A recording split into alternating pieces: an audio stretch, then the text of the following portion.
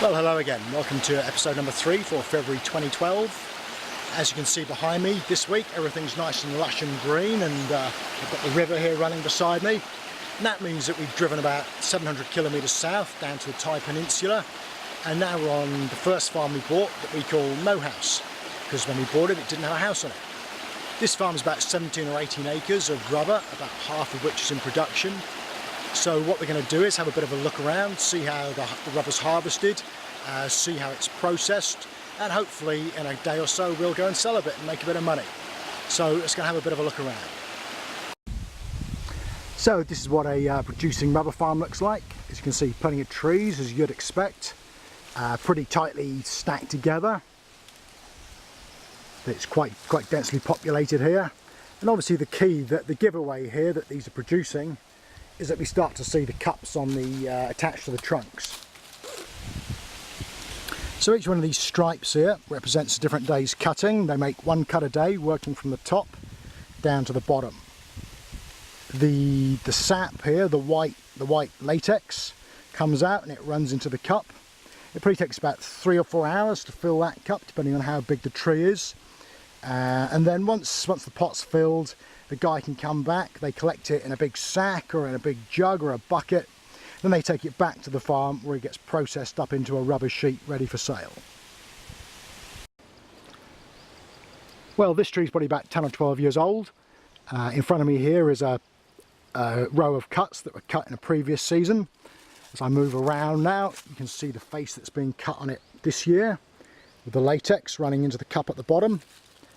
As I move around further, you can see we probably have enough space on this tree for maybe one more full season of cuts, and then we come back to the original set of cuts in this block. Now it's important that your cutter knows what he's doing, because if he makes a bit of a mess of it, the bark won't re-heal in a 4 or 5 year time span. It'll stay scarred, and that's definitely going to negatively affect the amount of rubber that this tree produces. This one's looking pretty good, and I think probably in about a year or 18 months time this first face will be ready to go again.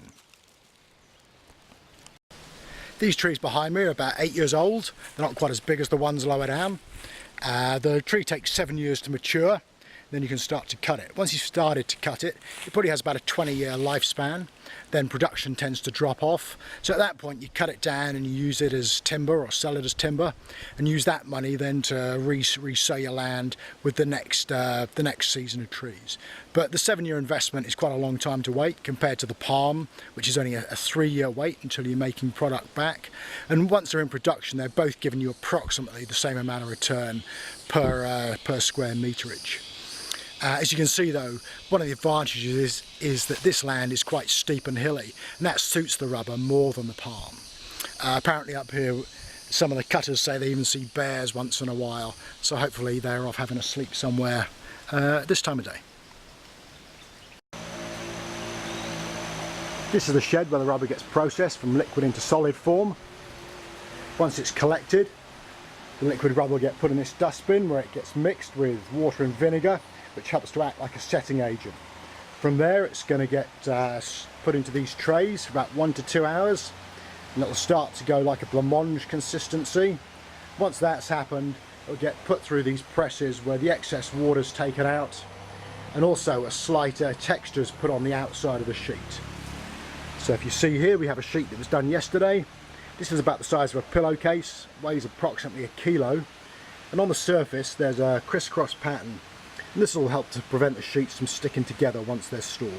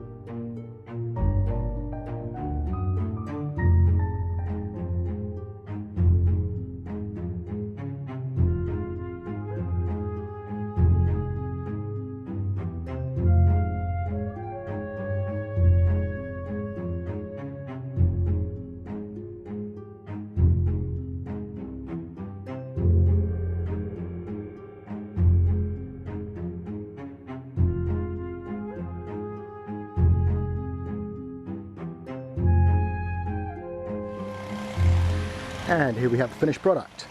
Looks like laundry day at a pillowcase factory. These sheets will now probably rest on these rails for another day or so, just to let any excess moisture evaporate out of them. Then they'll get bundled up and they'll get taken off to the market for sale. To give you a rough idea of how abundant the ecosystem is down here in the south, here we've got durian trees growing. For anyone that's spent any time in Southeast Asia, they might be familiar with the durian. It's a local delicacy, a fruit that smells like dead goat and is sickly sweet, but the locals absolutely adore it. If I come around here, we've got wild bananas growing. Behind the bananas we've got fresh mangoes growing. If I move up into the trees above me, we've got wild coconuts growing. And apart from the durians, that's all growing naturally with pretty much zero input. And this coconut tree is probably about 20 metres tall. It's got about 40 or 50 big coconuts there, like cannonballs. And these just tend to drop out randomly if they're not brought down. If I look over here to the shed, you can see where they've fallen on the corner of the shed and just smashed the roof away. Oh. Your toes.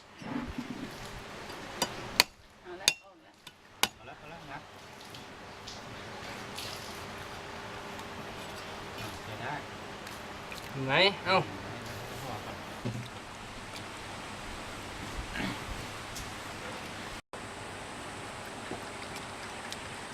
And for anyone that's ever had coconut milk out of a can but not tried the real thing, that's absolutely delicious. So, the milk is nice and sweet, and you've got the nice flesh here, which will make the coconut flakes, the white stuff here that we'll take out a little bit later on and eat as a snack. And here we have an unwanted guest that we found in the house, this spider, about the size of my hand, looks pretty brutal. I'm told it's not poisonous, but let's hope they're right there. So here's the rubber about a week later. As you can see, the colour's changed, the moisture's gone out of it, it's become slightly translucent, and it's bundled up into to these blocks. So now we're going to take it off to the market and see what price we can get for it.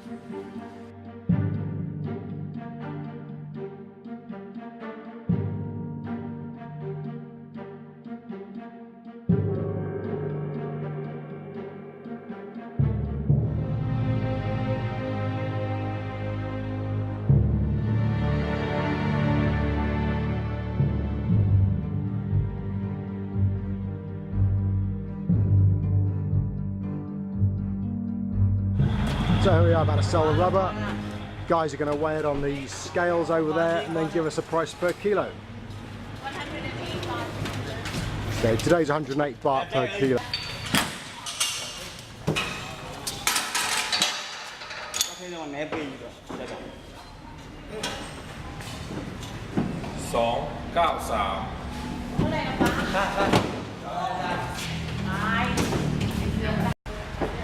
So that was 293 kilos. It's only 108 baht per kilo today. Since the floods, the price has been a little bit lower. It's normally about 120, 130. So we get just over 31,000 baht. It's about $1,000 US.